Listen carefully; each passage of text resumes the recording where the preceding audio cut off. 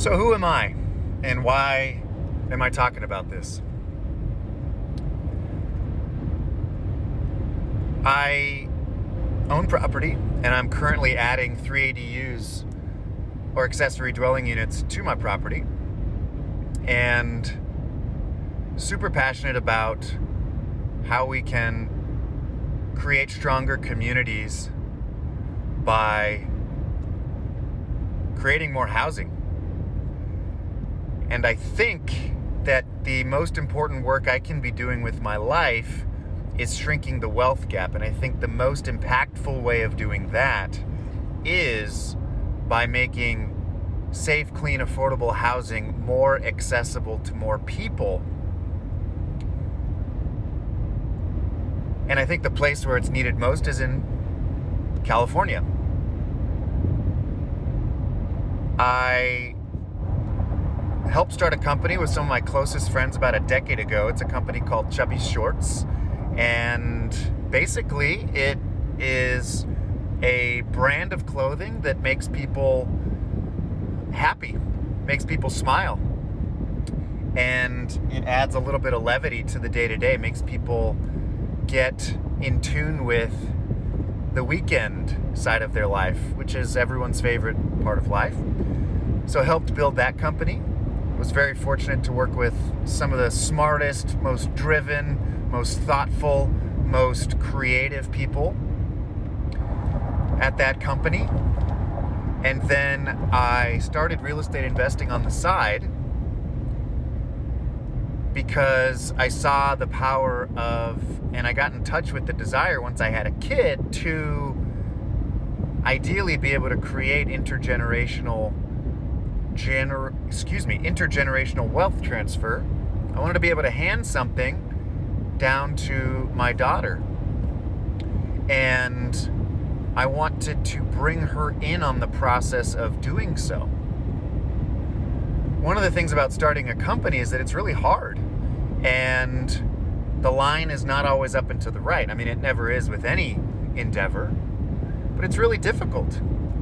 And you don't know if you're going to be the cool kid at the party in a consumer business one day to the next.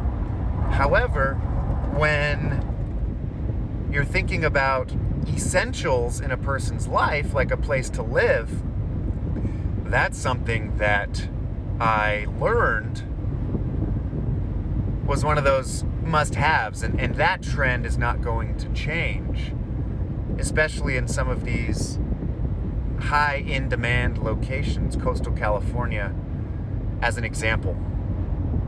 So that's a little bit of background on why real estate investing. And I got so excited about real estate investing that I joined a real estate private equity firm, and so fortunate to work with the folks over there at Rutherford Investments. Again, some of the smartest, most driven, most creative, best problem solvers, truly looking to do good in the business of real estate, trying to help owners solve problems in the most authentic way, and truly trying to address some of these systemic issues in the market.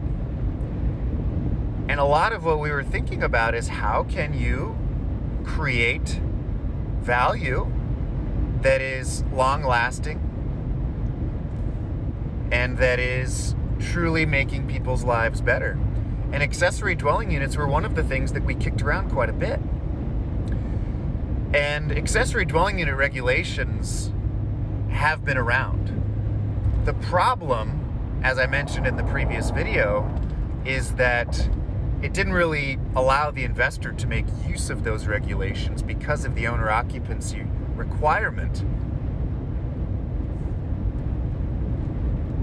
So generally, I just feel like we as investors have it incumbent upon us, have the responsibility to solve this problem in our market, because the government has done what they can do.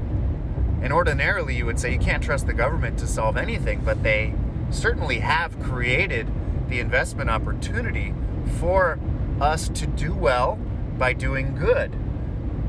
This is the only way to create new housing that isn't prohibitively expensive. And that's where we can do the most good, by creating housing for the folks who need it. So that's who I am. I'm absolutely passionate about real estate and real estate investing and the long-term power of it. Each property is like its own little startup, which I absolutely love.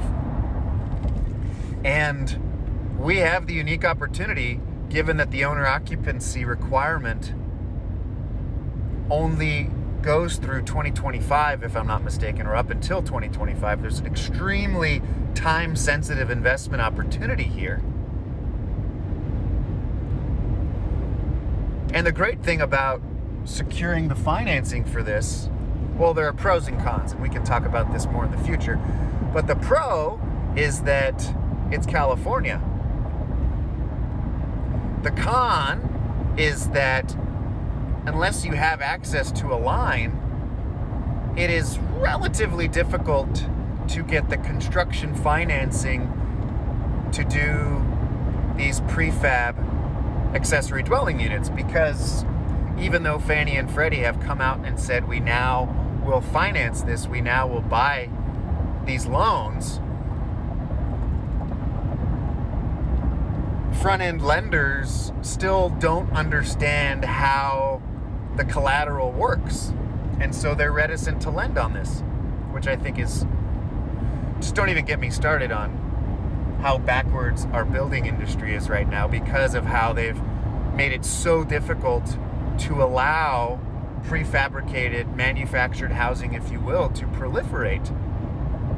Even though it is objectively better, it yields a better result because you're building in a controlled environment rather than outside over the course of months where it's raining and storming in the elements. In a warehouse, you're going to get a better, more consistent product. I don't know how people don't understand this. And if you remove the requirement for skilled labor, you get more people who are able to work on this at a lower cost. The people who, there's already enough of a shortage in these high-skilled trades. I don't understand why more of the market hasn't transitioned, just as a result of the fact that there aren't going to be more people coming into these trades over time. Don't even get me started. So that's a little bit about who I am, and I obviously evolved the conversation into a little bit more about the broad systemic issues that exist out there and where some of the difficulties are. But the investment opportunity is unlike anything I've seen in California real estate, because you can more than double net operating income